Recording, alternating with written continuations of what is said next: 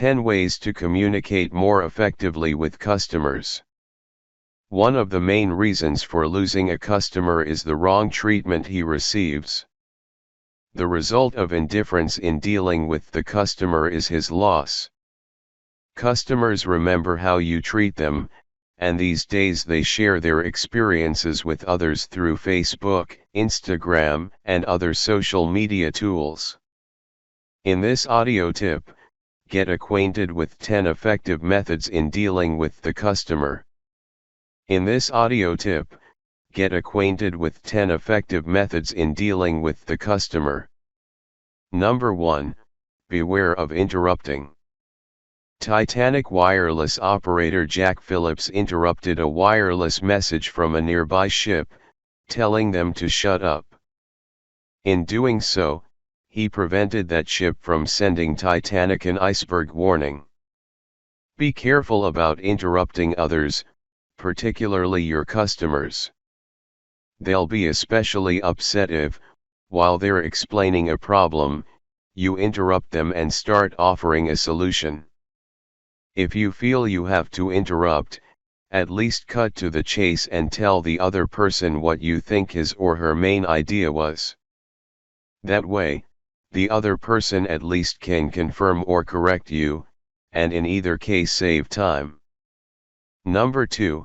Listen actively. Did you ever get the feeling, when talking to someone, that you were really talking to a wall?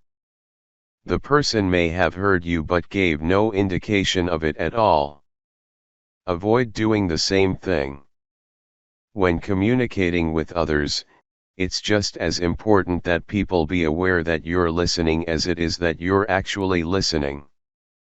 For that reason, be involved with and react to what the other person is saying, either via a nod, or an I see, or a paraphrase of the other person's statements. You'll strengthen your own understanding and make a better impression. Number 3. Avoid negative questions. Suppose you say to a customer, "You don't have Word installed." And he answers yes. What does he mean? Yes, you're right, Word is not installed. Or yes, he does have Word installed. Asking a negative question creates confusion. It's clearer if you phrase the question positively, example, do you have Word installed? Or ask an open-ended question, what applications do you have installed? If you must use the negative, try a question such as, am I correct that you don't have Word installed? Number 4. Be sensitive to differences in technical knowledge. Chances are, your customers have less technical knowledge than you do. Be careful, therefore, when explaining things to them. If you use acronyms, be sure you identify what the acronym means. The same acronym can mean different things, even in an IT context. For example, ASP can refer to Application Service Provider or Active Server Page. Be careful that you don't make two opposite mistakes, either talking over their head or talking down to them. Keep your eyes on customers when you talk to them and be alert to cues indicating that they don't understand. Ask them whether they understand what you're saying, if necessary. Number 5. Use analogies to explain technical concepts. A good way to explain a technical idea is to use an analogy. Though they have limitations, analogies are helpful in explaining an unfamiliar idea in terms of a familiar one. One of the best analogies I ever heard compared a firewall to a bank teller. When you enter a bank, you don't just go into the vault and get your money. Instead, you go to a window, where the teller verifies your identity and determines that you have enough money. The teller goes to the vault, brings it back to the window, gives it to you, and then you leave. Number 6. Use positive instead of negative statements. Your customers are more interested in your capabilities than in your limitations. In other words, they're interested in what you can do, rather than what you can't do. The way you say things to them influences how they perceive you and your department. You, as an IT department or individual, can be seen as a roadblock or you can be seen as a partner. So, for example, instead of saying, "I can't help you unless you log off," consider saying, "Please log off so that I can help you." Your statements often will be easier to understand as well. Number 7, be careful of misinterpreted words and phrases. Sometimes we say something with innocent intent, but the other person misinterprets it. We mean to say one thing, but our pronunciation or inflection causes us to convey something else. For example, in Chinese, the sound ma said in a high-level tone means mother-in-law. However, said in a falling and rising tone, it means horse. Be especially careful of the word you. Overusing this word can make the person you're talking to feel defensive or threatened. Instead of saying, "You need to speak louder," try saying, "I'm having trouble hearing." Another issue involves the dual meaning of you. Unlike other languages, English uses the same word to refer to an actual person, for example, the person you're talking to, as well as to a hypothetical person. Suppose you said to someone, "You never know what's going to happen next," and meant to equate you with people in general. The other person might think you're referring to him or her specifically and take offense. A better alternative might be, "It's really unpredictable here." If someone is upset, one of the worst things to say is "calm down." It might work 0.5% of the time, but generally all it does is make things worse. In general, think before you speak. I'm not saying you always have to be polite or diplomatic.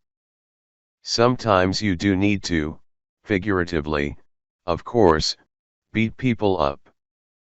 However, do consider the alternatives before speaking.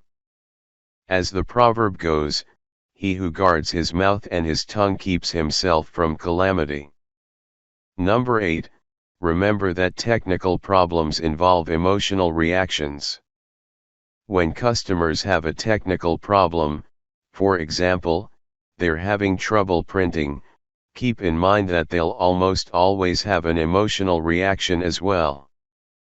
Those emotions can range from simple annoyance to outright panic, depending on the importance of the document and the time element involved. I'm not saying you have to be Dr. Phil, but it's important to acknowledge and recognize these emotional reactions. If all you do is solve the technical problem and walk away, chances are the customer will still be upset. In these cases, simply saying something like, "Pain in the neck, isn't it?" or "I hate when that happens to me" can help the customer feel better about the situation and possibly feel more positive about you. Number 9, anticipate customer objections and questions. In his book The Art of War, the ancient Chinese author and strategist Sun Tzu said, "If you know the enemy and you know yourself, you need not fear the result of 100 battles." Apply this principle when communicating with customers. In particular, try to anticipate the objections your customers will have to your message and address those objections. For example, suppose you're sending out a directive regarding the downloading and application of Windows updates. Suppose further that you have customers who know enough to be dangerous. Such a customer might think, "Well, I'm current in my virus definitions, so this update is unnecessary for me. Your communications with such a customer will be more effective if you anticipate and address that issue. Consider, therefore, a sentence such as, "This Windows update is necessary even if your virus definitions are current." Number 10, keep the customer informed. The area where I live, southeastern Pennsylvania, has a large agricultural presence, in particular involving the production of mushrooms. While they are growing, mushrooms are kept in a dark building and are covered with fertilizer. Your customers will become upset if you treat them the same way.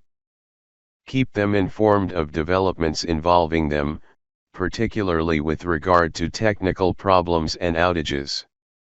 In particular, keep them apprised even if nothing is going on. For example, let them know you've contacted the vendor but still haven't heard anything back. No news is still news. If a customer leaves you a request via voicemail or email, let the customer know you received it, even if you are still in the process of handling it. Doing so gives the customer one less matter to worry about.